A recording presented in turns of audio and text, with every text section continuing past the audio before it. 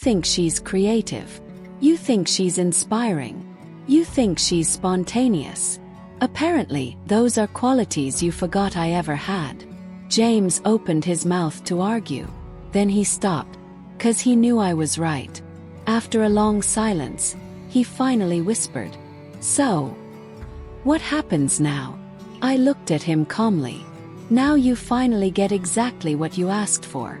The freedom to choose. The only difference is that I also get to choose." The following evening, I set up the confrontation that I already knew was unavoidable. Marcus arrived first. He looked tense, but there was a sense of determination in his posture, as if he had already prepared himself for what was coming. James was already in the living room when Marcus walked in, pacing back and forth. Without any hesitation, James spoke first. "You son of a..." "James," Marcus said calmly, interrupting him. "Let me explain." "Explain what exactly?" "How you managed to convince me to suggest an open relationship so you could end up taking my fiancé." Marcus didn't lose his composure. "I didn't convince you of anything. You came to those conclusions yourself." "That's not true. You influenced me. You kept talking about how freeing it was to be single, how much I was supposedly missing out on." "I only told you how I felt about my own life," Marcus replied evenly. "You're the one who decided to interpret that as a reason to risk your relationship." "Risk it?" James snapped. "I wasn't risking anything. I was exploring, knowing Rebecca would still be here when I was finished." Those words hung in the air, heavy and revealing, confirming everything I had already begun to suspect about James' way of thinking. "That's exactly it," I said quietly. "You really did think I would just wait while you went out and experienced everything you wanted." James turned toward me, his face flushed with anger. "That's not what I meant." "Yes, it is," I replied firmly. "You wanted freedom to explore while still keeping me as your safety net." "Rebecca, that's not fair. What's not fair is expecting me to sit here quietly while you fall in love with other women, and then act surprised when I find someone who actually values me." Marcus stepped forward at that point. "James, do you even hear yourself right now?" he said. "You're angry because Rebecca found someone who appreciates her while you've been out exploring other relationships yourself. It's different, and you know it is." "How is it different?" Marcus asked. "Because you're my friend. 'Cause I trusted you. There are boundaries. There are rules." "What rules?" Marcus challenged him. "You were the one who opened this relationship. You told Rebecca to explore other connections. She did exactly what you asked her to do." "Not with you." "Why not me?" Marcus asked directly. James hesitated, struggling to find words. Because you already have everything. Success, women, options. The only thing I had that you didn't was Rebecca, and now you've taken that too." The admission lingered in the room like something unavoidable that had finally been spoken aloud. Marcus exhaled slowly. "So Rebecca was just a possession to you," he said quietly. "Something you owned, something I wasn't supposed to have?" "That's not what I meant." "But it is exactly what you meant," Marcus replied. "You didn't see her as a person making her own choices. You saw her as something that belonged to you." I stepped forward. "James, listen to yourself. You're not angry because you lost me. You're angry because Marcus won me." "I'm angry because my best friend betrayed me," he said sharply. "Your best friend fell in love with someone who was available, because you made her available," Marcus said. "Someone you had been neglecting and taking for granted for months." "I never took you for granted." "Yes, you did," I said quietly but firmly. "You spent 3 months dating other women while making me feel like I was your backup plan. How is that not taking me for granted?" James looked between us, his expression shifting rapidly. Anger, confusion, disbelief, and pain all mixing together. "So what happens now?" he asked finally. "Now you face the consequences of getting exactly what you asked for," I replied. "What does that mean?" "It means you wanted freedom to explore your options. And you got it. You just didn't expect that I would find someone better while you were still looking." "A better option," James repeated, his voice breaking. Someone who doesn't need to compare me to other women before deciding I'm worth choosing, I said. Someone who makes me feel valued instead of replaceable. Someone who chooses me without hesitation instead of assuming I'll always be there waiting. Marcus stepped slightly closer to me, gently taking my hand. James, he said, I'm sorry for the circumstances, but I'm not sorry for how I feel about Rebecca. She's extraordinary. And honestly, you've been blind to that for a long time. She was engaged to me, James said weakly. She was engaged to someone who needed to experiment with other people to appreciate her, Marcus replied. That's not the same thing. James sank into a chair, the fight slowly draining out of him. I can't believe this is happening, he muttered. You made it happen, I said, not cruelly, just honestly. You opened this door, James. You told me to explore other options because you believed it would make us stronger. You just assumed I wouldn't find something better. I thought you loved me, he said quietly. I did love you, I answered. But love isn't enough when someone doesn't value it. Silence filled the room for several long moments. Then James looked up. Did you plan this? He asked Marcus. No, Marcus said immediately. I told you to work through your doubts because I thought you'd realize what you had with Rebecca. I never thought you'd actually go through with it this far. But you wanted her, James said bitterly. I've been attracted to her for years, Marcus admitted. But I would never have acted on it if you hadn't created the situation that pushed her away. Created the situation. James frowned. Yes, Marcus said. You spent months making Rebecca feel like she wasn't enough. You pulled away emotionally, made her doubt herself, then told her to date other men while you pursued other women. You made her feel like she was your backup plan instead of your priority. That's not true, isn't it? Marcus challenged. When was the last time you told her she was beautiful without hesitation? When was the last time you were genuinely excited just to be with her?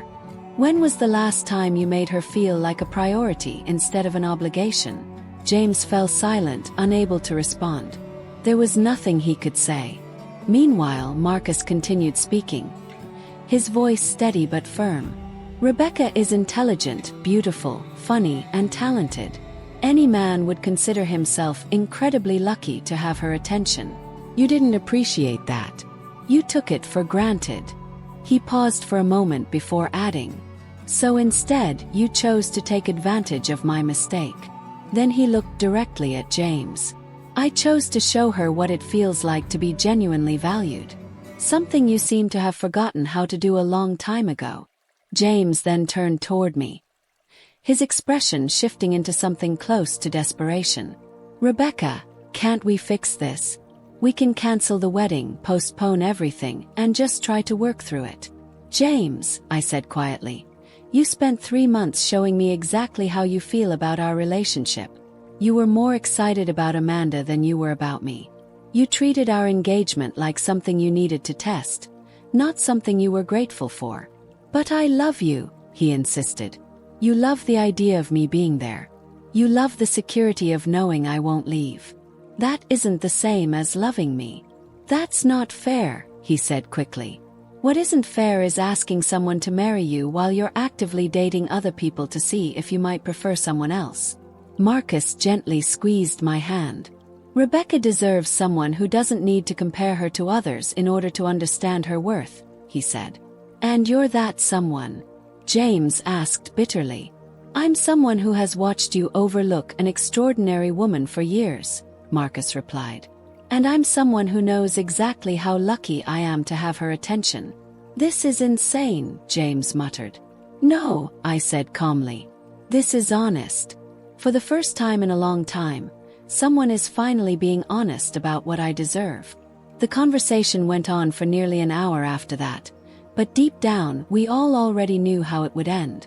James had been given exactly what he asked for. Freedom to explore, to test, to compare. He simply never expected that I would find something better while he was still looking. 3 weeks later, I moved out of the apartment James and I had once shared. The wedding was officially called off. Deposits were lost. Families were disappointed. But for the first time in months, I felt like I could breathe again. Felt like myself again. Marcus and I didn't rush into anything immediately. We both understood that what had begun between us had come from complicated circumstances, and it needed time to settle into something real and stable. But what we had was real. It was built on appreciation, on respect, on the kind of desire that doesn't come from comparison, but from certainty. 6 months later, James reached out one final time. "I made a mistake," he said when we met for coffee. "I see that now. I had something real with you, and I threw it away because I was curious about everything else out there." "Yes," I said simply. "You did. Can't we try again? I understand now what I lost." "James, you didn't lose me," I replied. "You gave me away. You spent months encouraging me to look elsewhere, and when I finally found someone who valued me, you were surprised by the outcome." "But we had 8 years together," he said quietly. "We had 8 years where I was slowly made to feel less and less important," I answered. "This experiment didn't destroy us. It just revealed what was already happening." "I thought you would wait for me to finish exploring," he admitted. "I know you did. And that assumption alone told me everything I needed to know about how you saw me." "But I love you," he said again. "You loved having me as something certain, something guaranteed. That isn't the same as loving me." James looked exhausted, older, and defeated. His exploration had ultimately brought him exactly to the place Marcus had predicted from the beginning. The realization that he had once had something rare, and failed to recognize it while it was still his. "What about Marcus?" he asked quietly. "Are you happy with him?" "I'm with someone who doesn't need to explore other options to understand my value," I said. "Someone who chooses me and continues choosing me every day." "But doesn't it bother you that he betrayed our friendship?" James asked. "He didn't betray your friendship," I replied. "He fell in love with someone you had already stopped appreciating. If you hadn't insisted on opening the relationship, none of this would have happened." "I just wanted certainty," James whispered. "And now you have it," I said. "The question is whether that certainty is worth what it cost you." James said nothing for a long moment. "Do you think you'll marry him?" he finally asked. "I think I'll marry someone who already knows he's lucky to have me," I answered. 1 year later, Marcus and I were engaged. Not because of pressure, not because of timing, but because we had built something real together. Something rooted in choice, not habit. Appreciation, not assumption. The proposal happened on a quiet Sunday morning in Marcus's kitchen while we were making breakfast together. No crowd, no spectacle. Just him looking at me over a cup of coffee and saying, "I want to spend my life making sure you never feel taken for granted again." "Is that a proposal?" I asked with a smile. "It's a promise," he said softly. "But yes, it's also a proposal." He then took out a simple ring. "Rebecca, will you marry someone who already knows exactly how lucky he is to have you?" The difference between his proposal and James years earlier was impossible to ignore. James had proposed because it was what came next after years of habit. Marcus proposed because he couldn't imagine a future that didn't include me. Our wedding was small and intimate, focused more on commitment than on spectacle. During our vows, Marcus spoke first. "I promise to choose you every single day," he said. "Not because you are convenient or familiar, but because you are extraordinary. I promise to see your worth not through comparison, but as something absolute and undeniable." When my turn came, I took a steady breath before speaking. "I promise to never again accept being taken for granted," I said. "And I promise to be with someone who never needs permission to love me completely." In the small gathering around us, I noticed a few familiar faces from our shared circle of friends shifting uncomfortably. James and I had been together for 8 years. Our breakup had sent ripples through everyone we knew. Some people believed I had moved on too quickly, that I should have fought harder to save what I had with James. Others whispered that Marcus had crossed a line by becoming involved with his best friend's fiancé. But through everything, I had learned something important. Other people's comfort with your decisions is not your responsibility. For too long, I had made myself smaller just to make James feel comfortable. I had no intention of repeating that pattern. After our separation, James continued seeing Amanda for a few months. Eventually, that relationship faded away. According to mutual friends, James struggled deeply with the realization that his grass is greener mindset had cost him something he could not replace. He had been given his freedom to explore, but the experience had led him to the wrong conclusion, that what he had lost was not ordinary or replaceable, but rare and irreplaceable. 6 months after our wedding, I ran into James at a bookstore in the city center. He looked different, tired, older. The confident energy he once carried during his period of exploration was gone, replaced with something quieter and heavier: regret. "Rebecca," he said carefully as he approached. "Congratulations on the wedding. I heard it was beautiful." "Thank you," I replied. "You look well." I am happy," he said after a pause. We stood there in silence for a few seconds before he spoke again. "I've been thinking a lot about everything that happened, about the choices I made. And I've realized something." He hesitated, then continued. "I convinced myself that exploring other options would make me appreciate what I had. But in reality, I just wanted to experience everything I thought I had missed, without actually risking what I already had." I listened without interrupting. "I know now you were never supposed to find someone else. You were supposed to wait while I figured things out, and then be grateful when I came back and chose you again." The honesty of it was striking, even though I had already understood that truth long before he said it out loud. "But that's not how real choice works," I said quietly. "Real choice requires real risk. You can't test other relationships while keeping someone as your backup plan." "I see that now," he admitted. "Too late, but I see it." "James," I asked, "what did you really expect would happen? That I would just wait here while you fell in love with other women? That I would still be available whenever you decided you were done exploring?" "Yes," he said softly. "That's exactly what I thought would happen." "Why?" "Because you had always been there for me. Because you never left before. Because I thought your love meant you would never walk away." "My love may have been consistent," I replied, "but my presence was never guaranteed. And you confused those two things." James nodded slowly. "Marcus was right about me taking you for granted." "Yes," I said simply. "He was." He hesitated again. "Does it bother you," he asked, "that he influenced the situation? That he planted the idea of the open relationship so he could eventually end up with you?" I thought about it carefully before answering. "I think Marcus saw an opportunity," I said at last. "But you were the one who created the conditions for it. If you had been secure in our relationship, if you had truly valued me, no influence from anyone would have pushed you to risk it. So you don't blame him." "I blame him for not being fully honest with you about his feelings," I said. "But I don't blame him for noticing that I wasn't being valued, and for responding to that reality." "He should have told me he liked you," James said quietly. "Would that have changed anything?" "Yes." "Would you have suddenly started valuing me more just because your best friend was interested in me?" James didn't answer right away. "Probably not," he admitted. "I probably would have just felt more insecure." "Exactly," I said. "The problem was never Marcus. The problem was how little effort you made to see me." "I did appreciate you," he said weakly.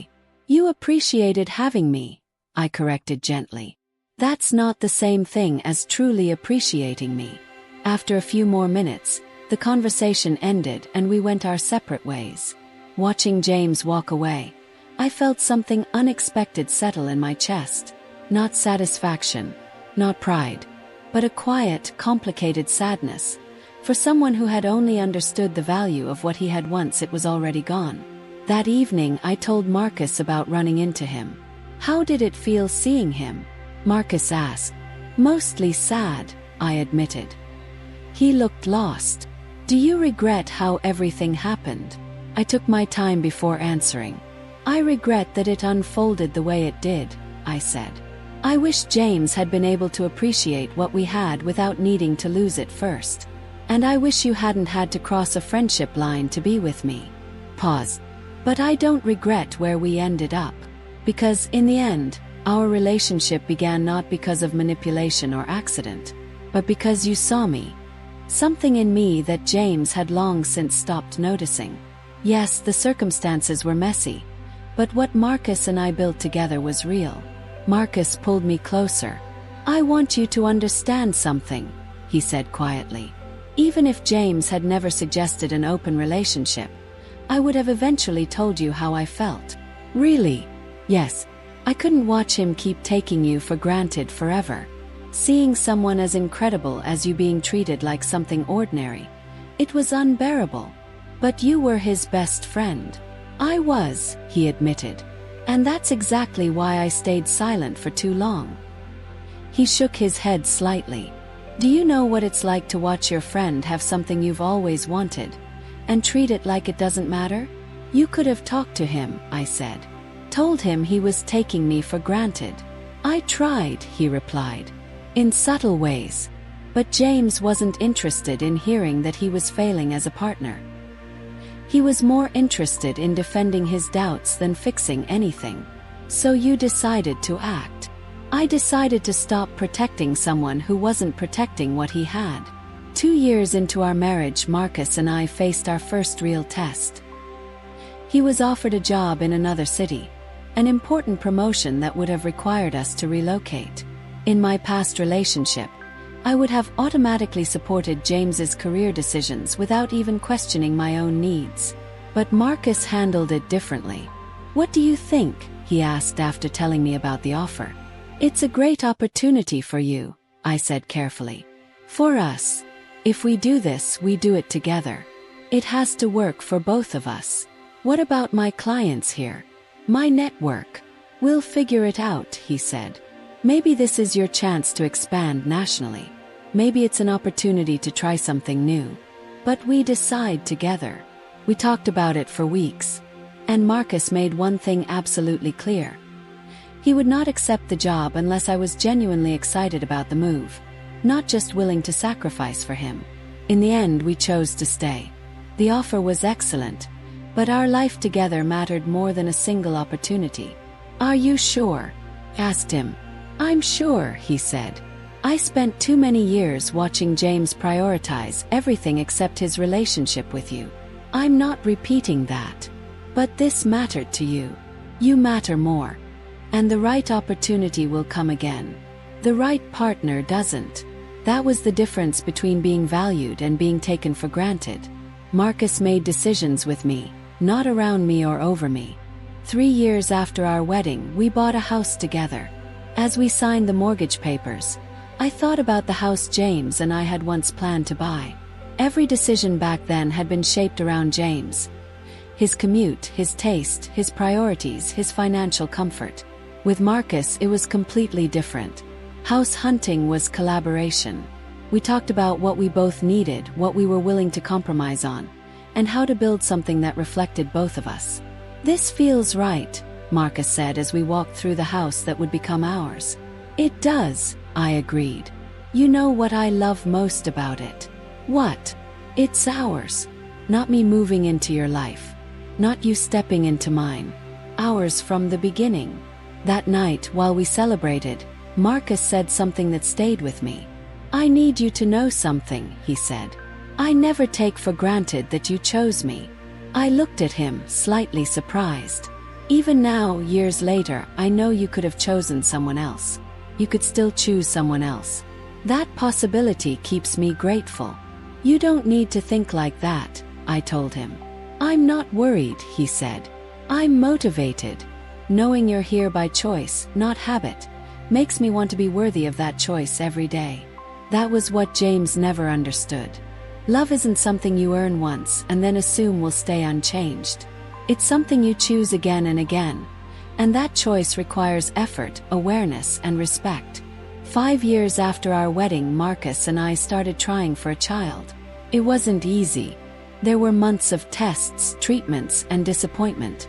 And during that time, I saw yet another clear difference between my two relationships. When James and I faced difficulty, money stress, family conflict, career pressure, he often treated those problems as if they were somehow my fault, as if hardship meant I wasn't worth the effort. Marcus did the opposite. After another negative test, he sat beside me. "This is hard," he said softly. "But we're in it together. I sometimes wonder if you'd be better off with someone else. Someone who could give you children easily," I admitted. Marcus looked at me directly. "Rebecca, I didn't fall in love with your fertility. I fell in love with you. Whatever happens, we handle it together. But what if we can't? Then we build something else. Adoption. Family in different forms. A life that still has meaning. But I'm not going anywhere." And he didn't. After a year, we finally conceived. Our daughter was born healthy and perfect. Watching Marcus hold her for the first time changed something in him. "She's incredible," he whispered. "She is. Thank you for building this life with me. Thank you for making me feel worthy of it." Looking back now, 7 years after leaving James, I understand what that experience really taught me. Never accept being someone's backup plan, safety net, or default option. James showed me what it feels like to be taken for granted, to be questioned, compared, and treated as replaceable. It was painful, but it was also clarifying. It showed me exactly what I would never accept again. Marcus showed me something else entirely. What it feels like to be chosen deliberately. Not despite who I am, but because of it. Not as a fallback, but as the first and only choice. The irony isn't lost on me that Marcus, the man who became part of the ending of my engagement, ended up being the person who built the life I now have. Someone who doesn't need comparison to understand love. Someone who doesn't need permission to value what he has. James got what he asked for. Freedom, exploration, and the experience of comparison. He simply learned too late that some lessons come at a cost you can't undo. And I got something I didn't even know I was missing. A life where love feels like a privilege, not an obligation. Where being chosen is not accidental, but intentional. Sometimes the hardest endings don't destroy you. They reveal what you were quietly settling for all along.